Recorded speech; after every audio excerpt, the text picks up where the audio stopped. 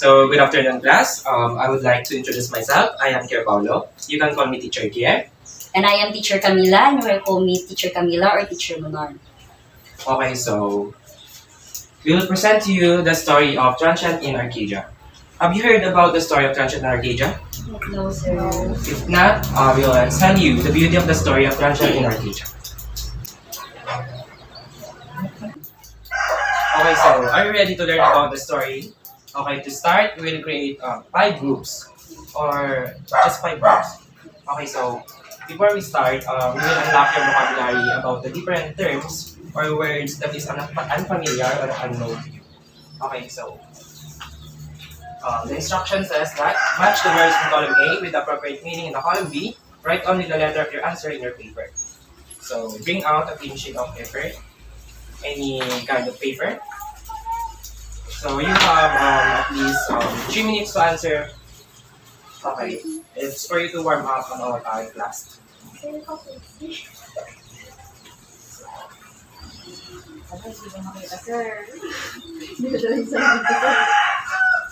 so I need 3 minutes.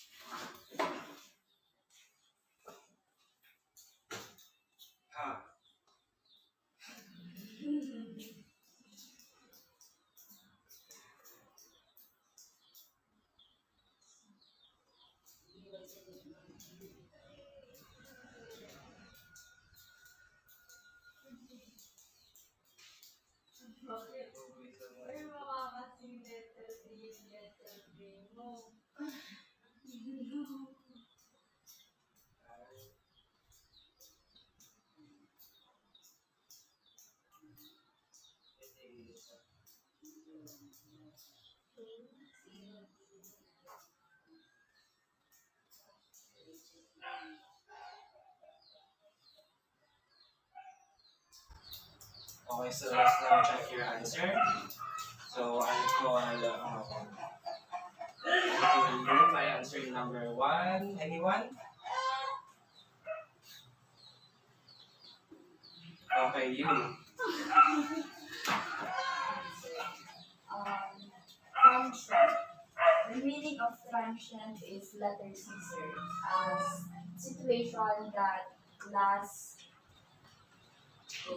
only a short time. Okay, so number 1 is letter C. A situation that lasts only a short time. That's correct. Okay, so number 2. Okay.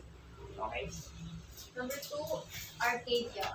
It's letter D, a scene of simple pleasure and fun. So the answer of number 2 is letter D, a scene of simple pleasure and quiet. Number 3, anyone? Yes, sir. A sense of happiness is option. Okay, so the answer of number 3 is letter A, a sense of happiness, satisfaction. Okay, so number 4. Number B, a scene of simple pleasure and quiet. Sir, it's wrong. It's letter B, sir. Okay, so can you read Letter the... B, sir. A street in New York with many theaters. So number 4 is letter B, a street in New York with many theaters. Lastly, come on. Yeah, sure. Second. Someone motivated by desires For pleasure. Okay, so the answer of number 5 is letter E, someone motivated by desires for pleasure. Okay, now we have unlock our vocabulary. Let's go now with the next activity. Okay, so our activity 1 is story impression. So in here we will show you different images or pictures, and you have to give your interpretation about the pictures, your own interpretation. There's no right or wrong answer here. So here's the images. So I'll give you 5 minutes or 3 minutes to ponder, and I'll call at least two to share their ideas or their own interpretation about the images.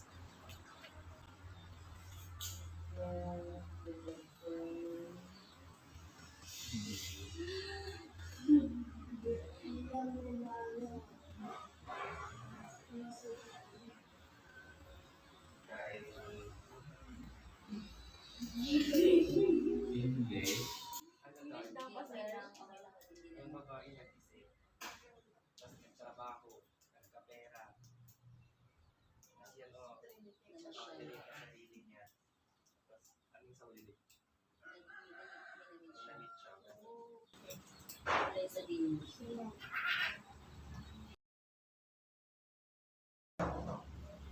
Or kahit sino. Pwede na galing. Ikaw na, tawagin.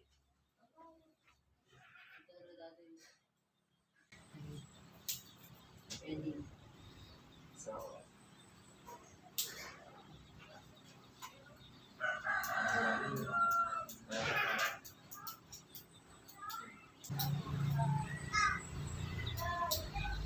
May tricks ang kapag lang.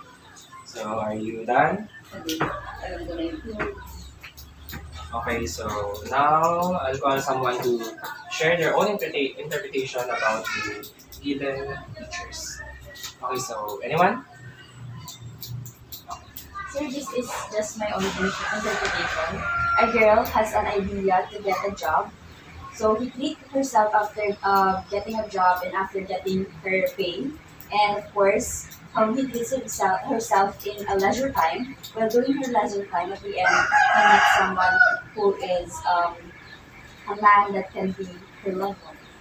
That's a nice interpretation, huh? Okay, so another one. Arnie.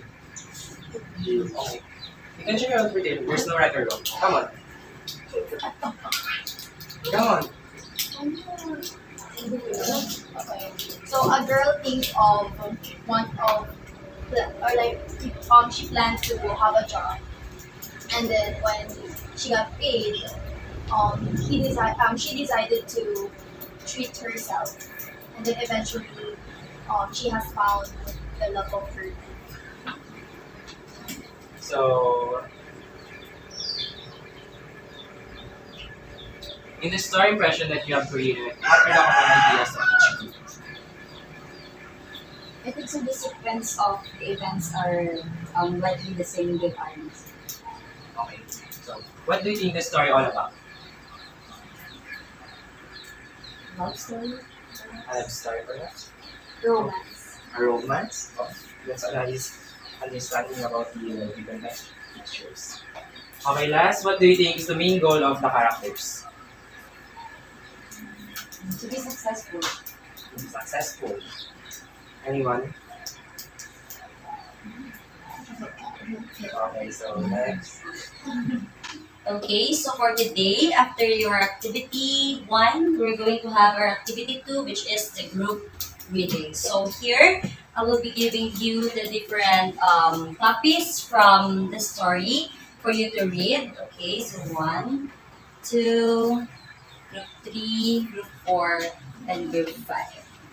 Okay, so it is the story, Transient in Arcadia, and we're going to ponder and going to understand, read the story. Okay, so I'll give you 5 minutes to read, or 5 to 10 minutes to read the story, and each and every one of you, or each group, will have a task to do after you read the story. Okay, so you can start reading and you can start deciphering the different parts of the story.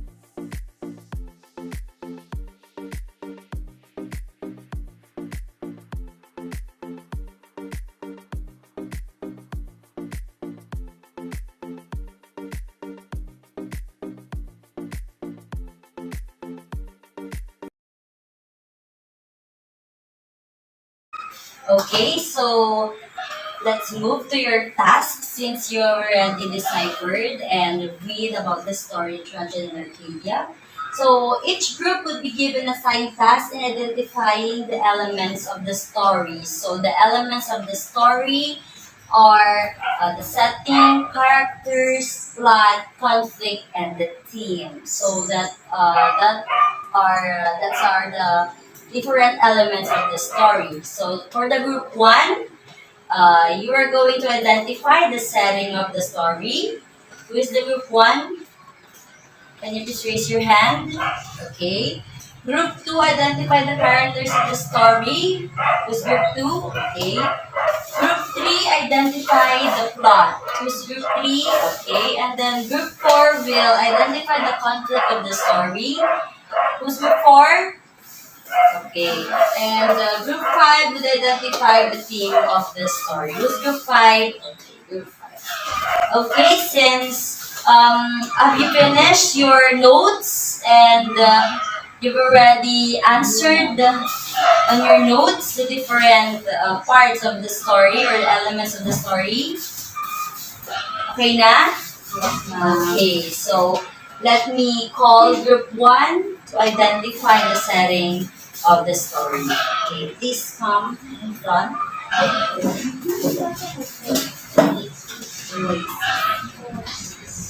Go. The setting of the story is in a room sunset and alphabetical lines.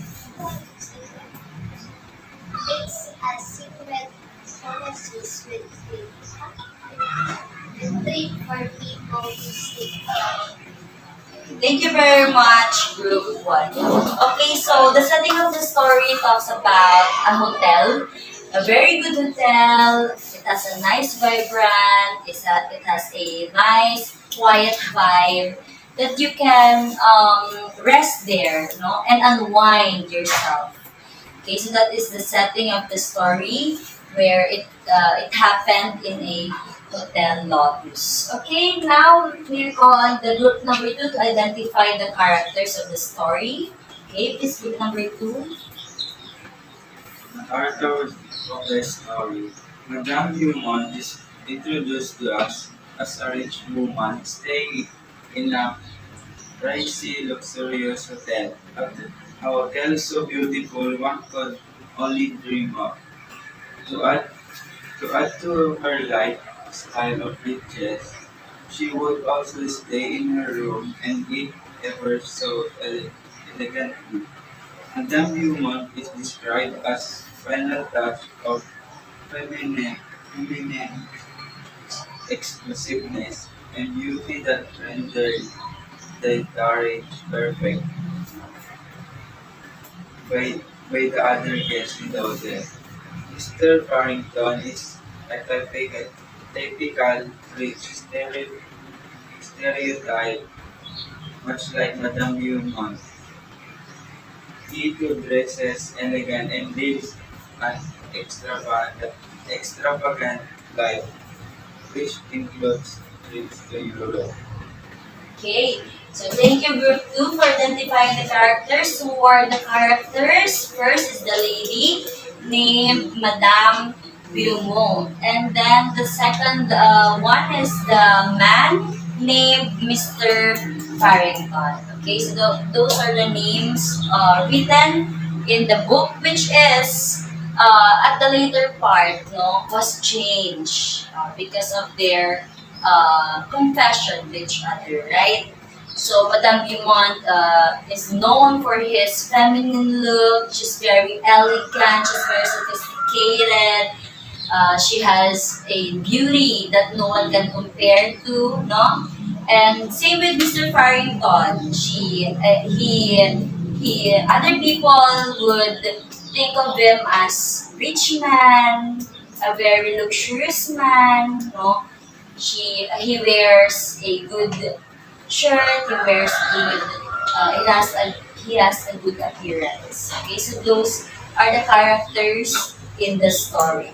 Now we will call on the group 3 for the identifying the plot. Okay, you can stand now. Group Plot of the story. There is a certain hotel on Broadway that is very pleasant in the summer. Not many people have heard about it. It is wide and cool. Its rooms have walls of dark wood. There are green trees around it and soft winds. It has all the pleasures of mountain living and none of the pains. This summer, a lady came to the hotel giving this name, Madame Bois d'Arcy Dumont. The name was like a name in the story of a great romance, and Madame Dumont was the kind of lady the hotel workers loved. She was beautiful and her manner was very fine. Everyone wished to serve her. The other guests believed that as a guest, she was perfection. On the third day of Madame Dumont's stay in the hotel, a young man entered as a guest. His clothes were quite but his face was pleasant. His expression was that of a man who had traveled and could understand the world. He said that he would remain 3 or 4 days. He asked about the sailing of certain ships. He seemed to like his hotel the best of all he had known. After dinner on the next day, Madame Dumont dropped something as she passed Harold Farrington's table. He picked it up and following her, returned it. He spoke only a few quiet words as he did this, and she was pleased by his good manners. I'm going to leave early tomorrow morning because I must go back to work. I work selling women's clothes at Casey's shop.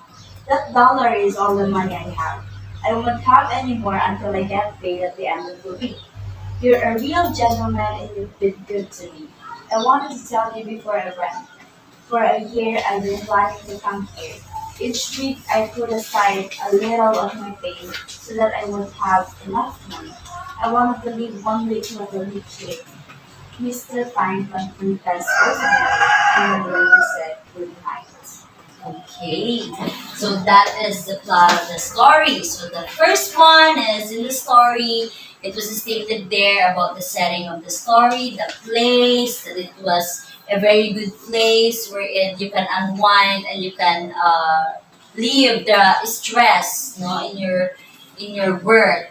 The second part is that the rising part wherein the lady entered and the man entered the hotel, right? The people saw them and they were amazed by their appearances. They were amazed by their beautiful faces. They were amazed by their rich, luxurious type of people, right? So that is the rising action of the story. And then the climax part is when they two meet together. Like the part wherein they are in the restaurant and they met and talked about things and they became close with each other, right? So that is the part, the climax part. And the falling action would be the time that the lady wanted to express or the lady wanted to confess the truth about her life, that she is not that really rich, that she is just a typical worker who earns money and try to be uh, rich, no, in a week, right? So that is the confession of the lady. And also the man confessed back to the lady because he wanted to tell also the truth to that beautiful lady. So the last part would be the good night scene wherein the lady said good night to the man, which is Mr. Farrington. Okay, so that is the plot of the story. And now we move to the group 4, which is identifying the conflict of the story. So what would be the conflict of the story? Please group 4. The conflict in the story is when Madame Blanc felt the necessity to confess or say the truth about her life to Mr. Farrington. Okay, so that is the conflict wherein the lady hesitated to say to Mr. Farrington that her life is a mess or that her life is not that so good like other people describe it, no?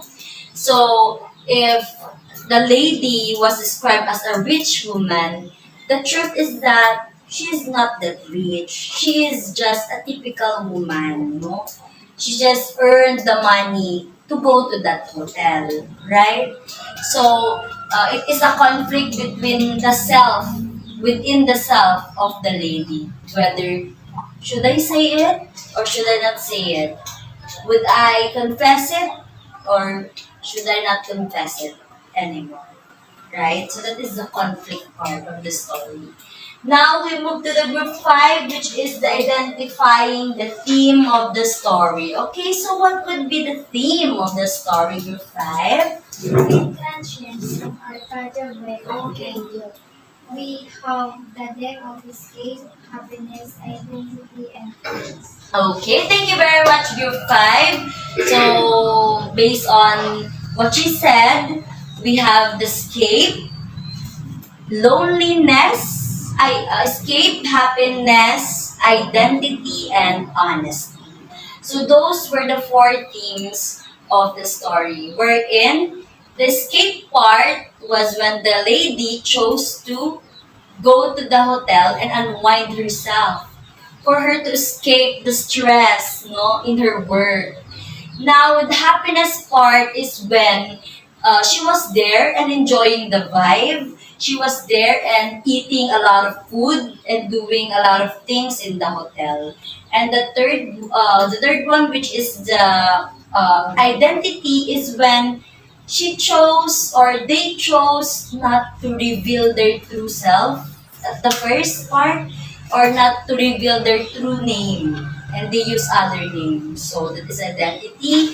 And the last part is the honesty, wherein they became honest with each other and they speak up the truth about their lives. Okay, so thank you very much for identifying those elements of the story. And now we go to synthesizing. Okay, so the synthesize me part. Okay, so let's go to the synthesize me. So in a sheet of paper, continue this story of Transient Arcadia by formulating 2 to 3 sentences. Okay, so by 2 to 3 sentences, you can add or create a new ending for the story, no? Wherein you can add another character, wherein you can add another event in the story, wherein you can change the ending. Okay, after the good night, no? The good night, what would have happened after the good night? Did they saw each other again in the hotel? Did they move to other places? Okay, so what do you want to have an ending? No, in Transient in Arcadia. Okay, so guys, you can read naman dito. Dyan, you can read naman. No? Bakit wala sa akin mo? Okay. Sige lang. You can write as many as you can, as long as it's 2 to 3 sentences only. Ma'am, alam ka nila yung pangalan sa inyo. Alam nila. Yung totoong pangalan nila. Sa huli na lang. So at the ending part, before the good night scene, they will be able to speak up their true names. So the true name of Madame Dumont is Mommy Satir. Yes. And the man's name, instead of Mr. Parrington, his name is James McManus. Or they call them Jimmy. Okay, Jimmy for short, right? So that was the name of the 2 characters. Okay? Jimmy. Okay. Jimmy lang pala. Dami pinag-ilagay, Mr. Farrington. Okay, so have you finished writing your own ending of the story? Okay, we will call on group, Jericho. Okay. What is the ending? What would be your ending? But then, one more day to know more about each other. Live happily and enjoy the moment together.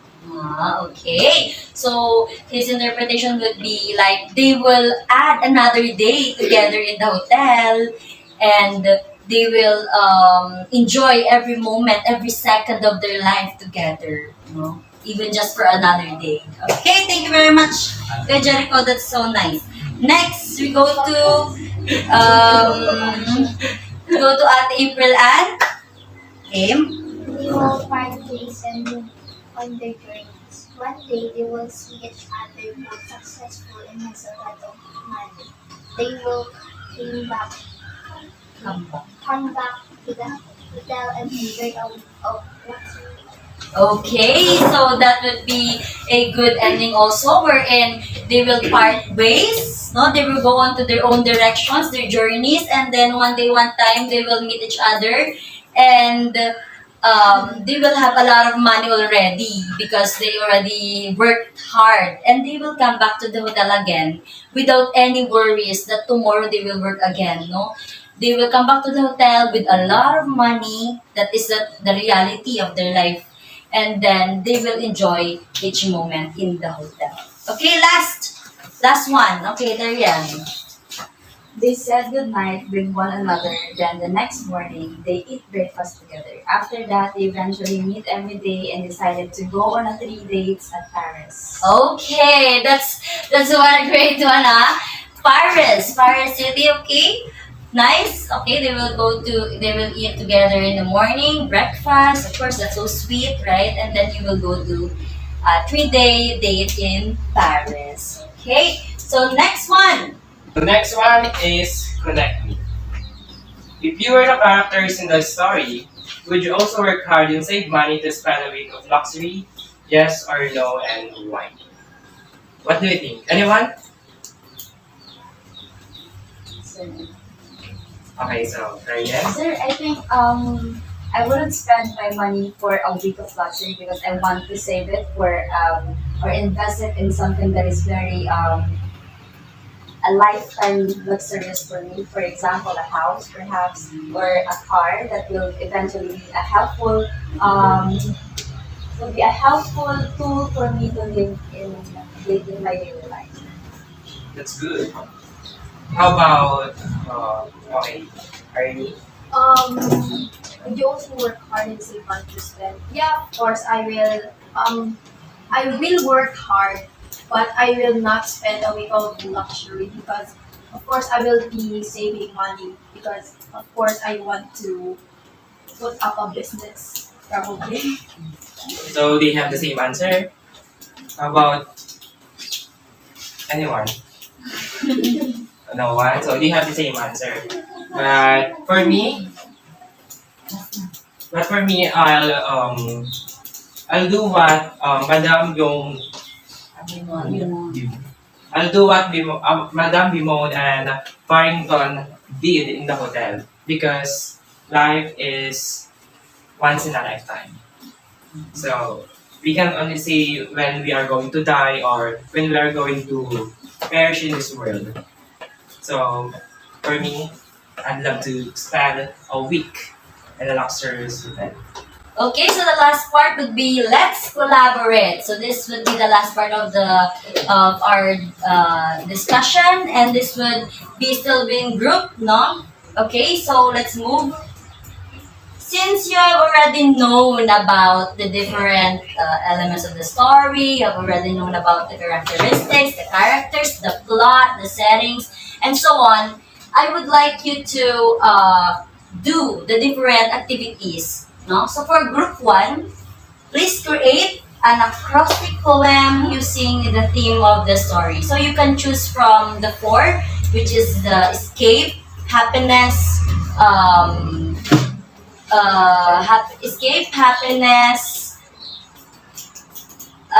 identity, and honesty. You can choose from those. And then group 2 would draw a symbol. Group 2, draw a symbol that may represent the theme of the story. Okay, you can draw a symbol, happiness. What is the symbol of happiness? Something like that.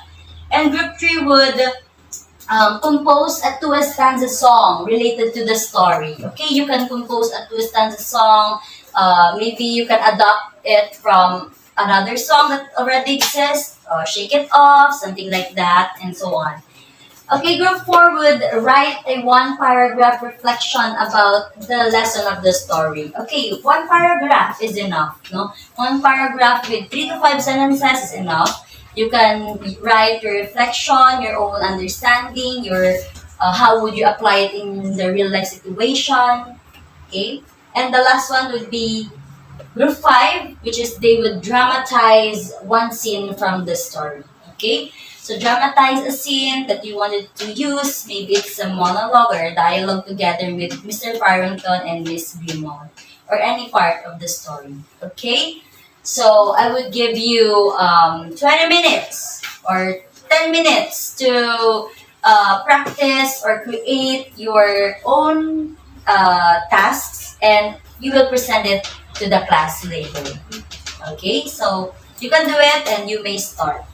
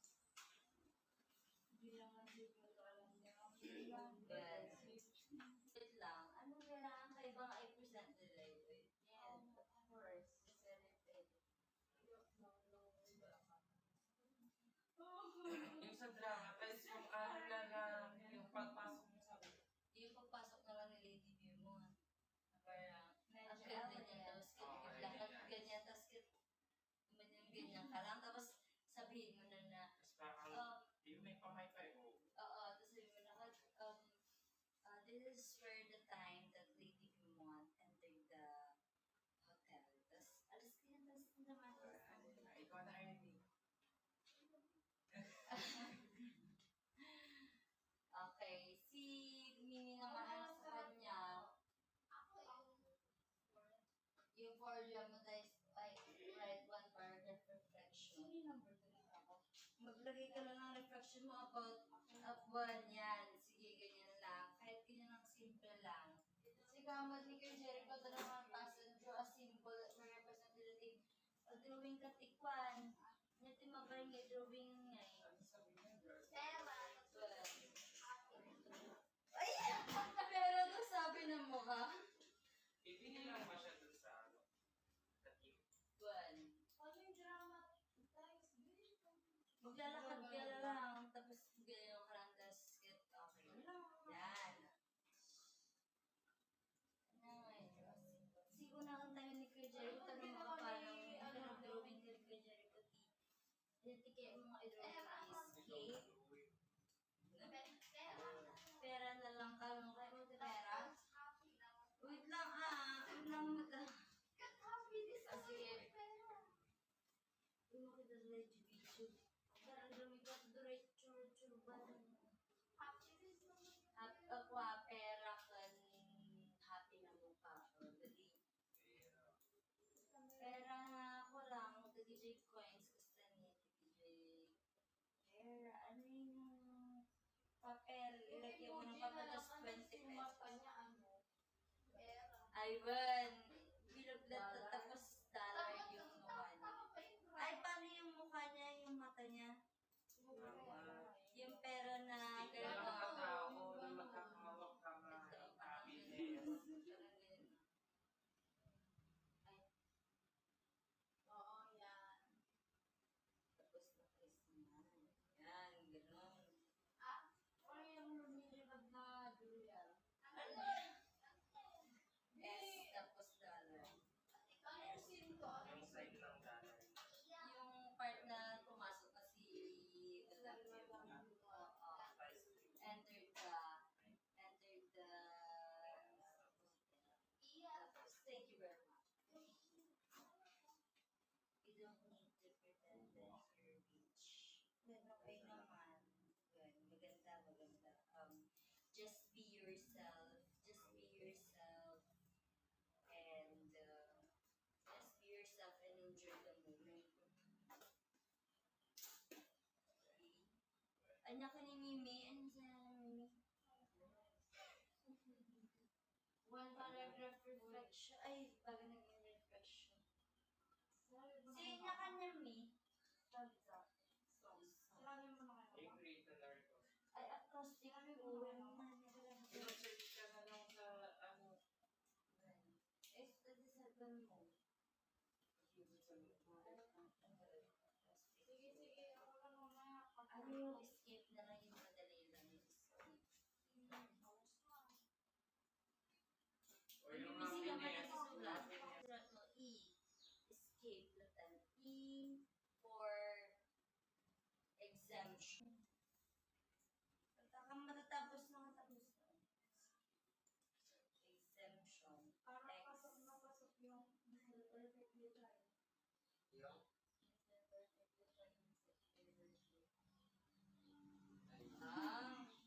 Pwede na rin. S. S for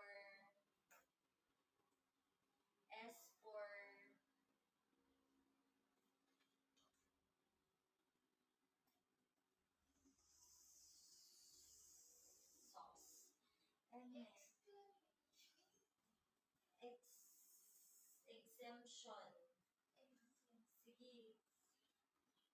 May P yan yun. Exemption. S is for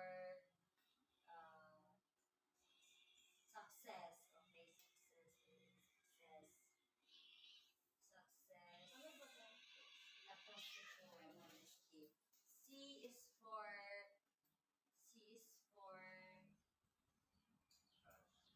cash. Oh, cash. A is for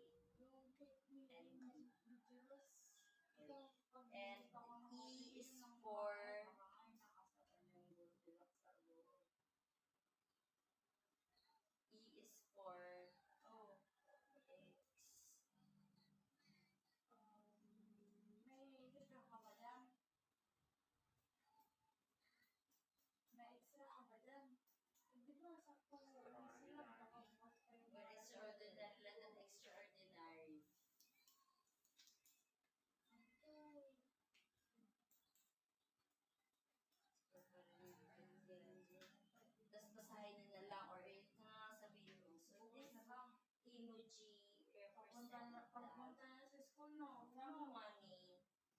If you have money, you can be happy.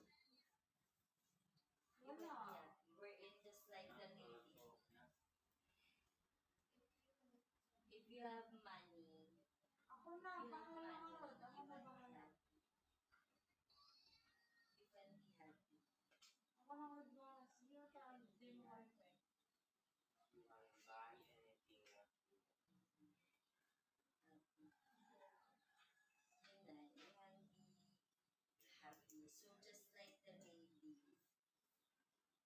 she uses the money to be happy. Sika, pasyan. Sika, napasalatan.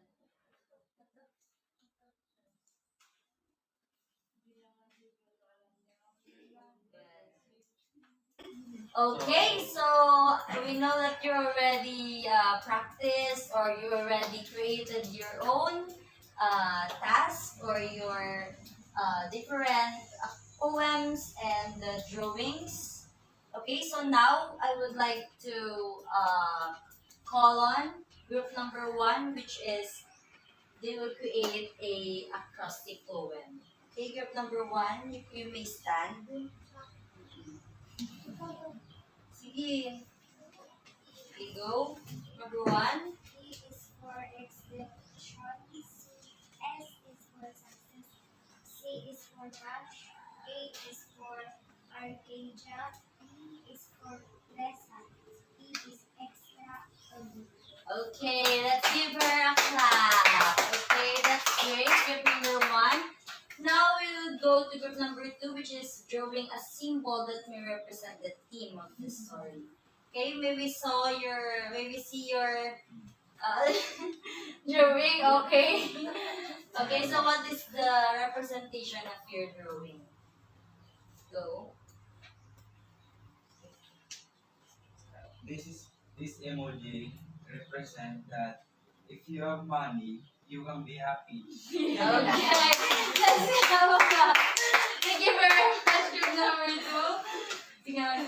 So let's go on group number 3 to present their composed to stanza that is related to the story. Sabi hindi na lang tayo. Basahin na lang. No, you need to, You need to sing it. Sing it along with me. Sing it along. Okay. 1, 2, 3. Hello, Mr. Perfectly Fine. Touch your heart after meeting me.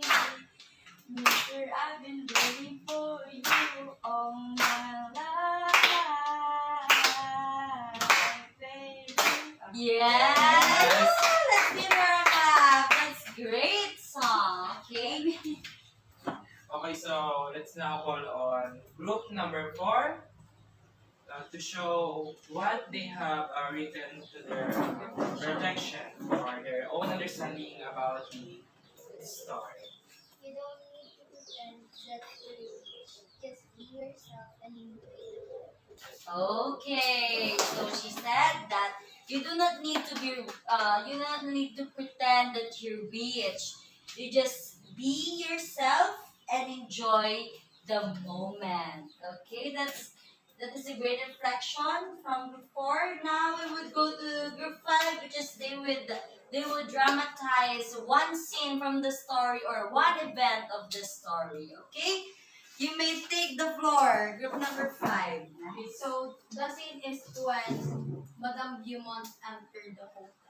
Okay, let me see it. Let's see it. Wow!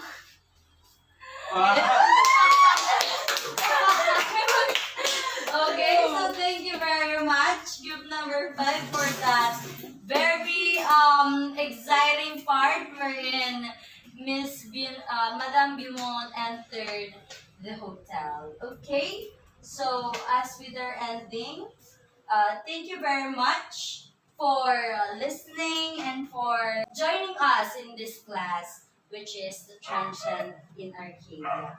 And we hope that you learned something from us and from the story. And I think this will be the end of our class. Goodbye, class. Bye, Bye. Bye, sir. Okay. Thank you. Awesome.